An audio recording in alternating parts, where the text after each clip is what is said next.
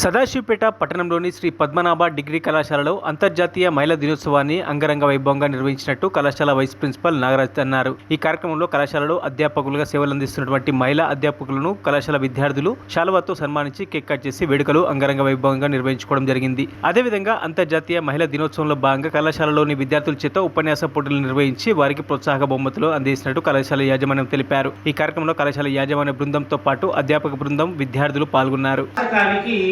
ఆదిశక్తిగా ఉండాలి, భయపడ్డ అవసరం లేదమ్మా. రైట్, సమాన హక్కులు అంటున్నాం, రైట్. కానీ ఆడపిల్లని చూడగానే రెండు చేతులు ఎత్తి దండం పెట్టే విధంగా ఉండాలి.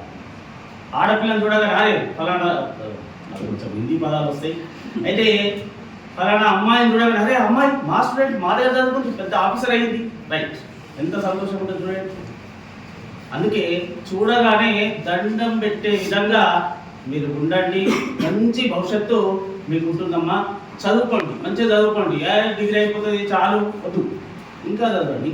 మీ ఓపిక ఉన్నంత కాలం చదవండి. పేరెంట్స్ కూడా మంచి కోఆపరేషన్ ఇస్తున్నారు. ఇప్పుడు నాకైతే మా జమానా లెక్క లేదు కాబట్టి మంచిగా చదవండి.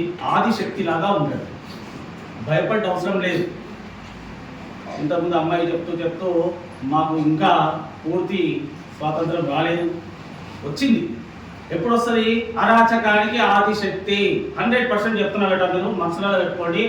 ఏదైనా అరాచకం వస్తే ఆదిశక్తిలా మారి అప్పుడు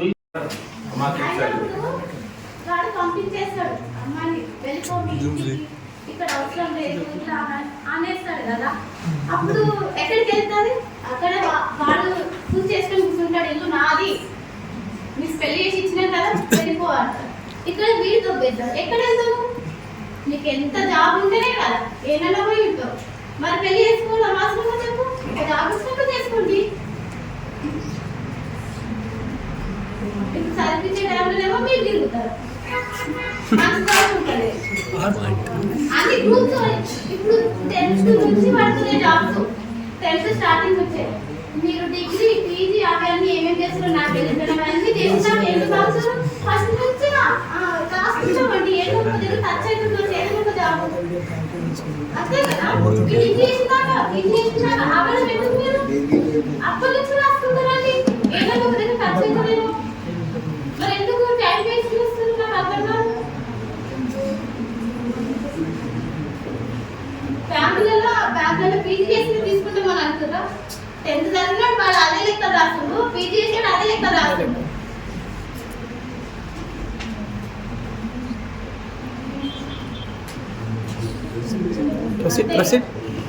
మరిన్ని అప్డేట్స్ కోసం మా ఛానల్ని సబ్స్క్రైబ్ చేయండి.